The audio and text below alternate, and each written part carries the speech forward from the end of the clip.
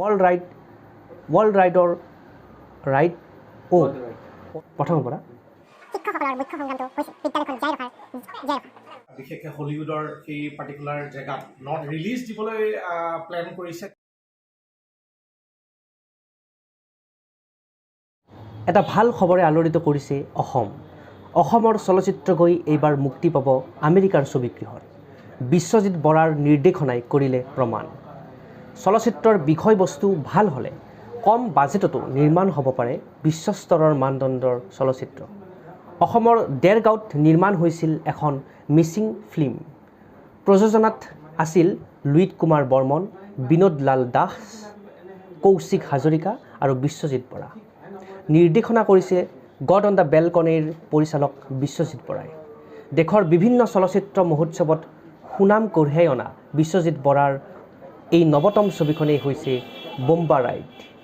চলচ্চিত্ৰখনত এখন নিম্ন প্ৰাথমিক বিদ্যালয়ৰ বিষয় দেখুওৱা হৈছে, য'ত শিক্ষকসকলৰ মুখ্য সংগ্ৰামটো হৈছে বিদ্যালয়খন জীয়াই ৰখা।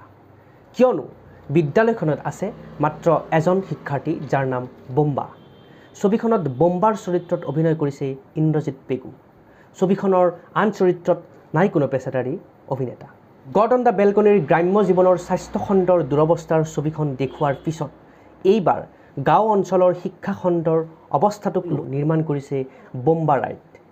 বিদ্যালয়ৰ একমাত্ৰ ছাত্ৰ বোম্বাই কেনেকৈ সুবিধা লৈছে শিক্ষকৰ টকাৰে, কেনেকৈ শিক্ষকে একমাত্ৰ ছাত্ৰক লৈ বিদ্যালয়খনক ৰখাৰ চেষ্টা কৰিছে, এনে কিছুমান হাস্যধৰ্মী ইটো সিটো কথাৰে আগবাঢ়িছে ছবিখনৰ কাহিনী।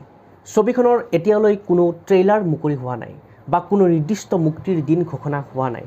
তথাপি কিয় আলোচনা কৰিব লগা হৈছে এই ছবিখনৰ বিষয়ে? কিয়নো ছবিখন বিভিন্ন চলচ্চিত্ৰ মহোৎসৱত চলি থকা সময়তে আহিছে এটা অতিকৈ ভাল খবৰ। আমেৰিকাৰ ডিপ ক্ৰকডাইল আৰু গ্ৰেটিটিউড ফিল্মে 7 বছৰৰ বাবে স্বত্ব কিনি লৈছে বোম্বা ৰাইডৰ। এতিয়া ছবিখন মুক্তি পাব হলিউডৰ ছবিগৃহত। নৰ্থ আমেৰিকা আৰু কানাডাৰ ছবিগৃহত ছেপ্টেম্বৰ-অক্টোবৰ মাহত মুক্তি পাব বিশ্বজিৎ বৰাৰ চলচ্চিত্ৰ বোম্বা ৰাইড। অসমীয়া চলচ্চিত্ৰ জগতৰ ইতিহাসত একমাত্ৰ চলচ্চিত্ৰ বোম্বা ৰাইড, যাৰ স্বত্বক এনেধৰণে কিনি লোৱা হৈছে। অতি শীঘ্ৰে ছবিখনৰ ৱৰ্ল্ড ৰাইড বিক্ৰী হোৱাৰ পূৰ্ণ সম্ভাৱনা আছে। অসমীয়া চলচ্চিত্ৰৰ জন্মৰ পৰাই 9টা দশকৰ পিছত আজি অসমৰ চলচ্চিত্ৰই এনে এটা পৰ্যায়ত উপনীত হৈছে যে আমাৰ চলচ্চিত্ৰ নৰ্থ আমেৰিকা কানাডাৰ চলচ্চিত্ৰগৃহত মুক্তি পাব।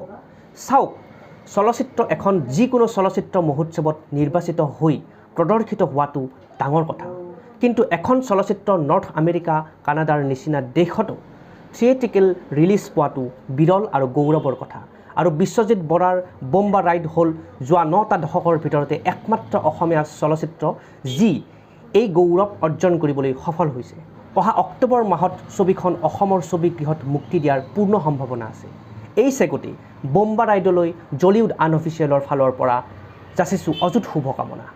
আহকচোন চাওঁ বোম্বা ৰাইড ছবিখনৰ পৰিচালক বিশ্বজিৎ বৰাই কি বাৰ্তা পঠাইছে আমলৈ এই ছবিখনৰ বিষয়ে। নমস্কাৰ, মই বিশ্বজিৎ বৰা আপোনালোক সকলোলৈকে আন্তৰিক অভিনন্দন জ্ঞাপন কৰিছোঁ। এটা খুবেই ভাল খবৰ, আমাৰ যিখন ছবি আমি নিৰ্মাণ কৰিছিলোঁ বোম্বা ৰাইড, আৰু সেই কথা ছবিখন ইতিমধ্যে বিভিন্ন ইণ্টাৰনেশ্যনেল ফেষ্টিভেলত ছবিখনে প্ৰদৰ্শিত হৈ যিখিনি সন্মান বুটলিবলৈ সক্ষম হৈছে, আৰু তাৰ প্ৰতি লক্ষ্য ৰাখিয়েই আমেৰিকাৰ এটা কোম্পানী ডিপ ক্ৰকডাইল ফিল্মছ আৰু গ্ৰেটিটিউড ফিল্মছ, আৰু তেওঁলোকে এই ছবিখনৰ স্বত্ব প্ৰায় 7 বছৰৰ কাৰণে কিনি লৈছে, আৰু তেওঁলোকে ইতিমধ্যে অহা ছেপ্টেম্বৰ-অক্টোবৰ মাহত ছবিখন আমেৰিকাৰ বিভিন্ন চলচ্চিত্ৰ গৃহত, বিশেষকৈ হলিউডৰ সেই পাৰ্টিকুলাৰ জেগাত নৰ্থ আমেৰিকাৰ মানে আমেৰিকা আৰু কানাডাত তেওঁলোকে ছবিখন ৰিলিজ দিবলৈ প্লেন কৰিছে চিনেমা হলত। আমাৰ কাৰণে আটাইতকৈ ডাঙৰ কথা। এইখন ছবি মিচিং ছবি, কিন্তু মিচিঙৰ পৰা অসমীয়া ছবি, অসমৰ ভাৰতৰ পৰা বাহিৰলৈ গৈ পেলাই এখন ইণ্ডিয়ান ছবি, ইণ্ডিয়ান চিনেমা বুলি স্বীকৃত হৈছে। মোৰ কাৰণে এইটো খুবেই ডাঙৰ কথা। আৰু আমাৰ ছবিখনৰ প্ৰযোজক লুইত কুমাৰ বৰ্মন, বিনোদ লাল দাস, কৌশিক হাজৰিকাৰ লগতে মই আৰু অসীম শইকীয়া, আমি সকলোৱে, লোপামুদ্ৰা গগৈ বৰা, আমি সকলোৱে আমি ছবিখনৰ সঁচাকেই খুবেই আনন্দিত। আমি ভাল লাগিছে যে ছবিখন যে আজি এনেকুৱা ধৰণৰ এটা পৰ্যায়ত ছবিখন উপনীত হৈছে। আমি সকলোকে এই ছবিখনৰ লগত জড়িত সকলোকে মই ধন্যবাদ জ্ঞাপন কৰিছোঁ। আৰু আমাৰ এই ছবিখনে যে বিশ্বজুৰি যি আজি এই এটা যাত্ৰা আৰম্ভ কৰিছে আমি ভাবিছোঁ অসমীয়া দৰ্শকেও খুব সোনকালে ছবিখন দেখিবলৈ পাব আৰু অসমীয়া হিচাপে গৌৰৱ অনুভৱ কৰিছোঁ যিহেতু আই থিংক প্ৰথম অসমীয়া ছবি যে ভাৰতৰ বাহিৰত গৈ আমেৰিকাৰ নিচিনা এটা জেগাত হলিউডত এই ছবিখন কমাৰ্চিয়েলি ৰিলিজ হ'ব।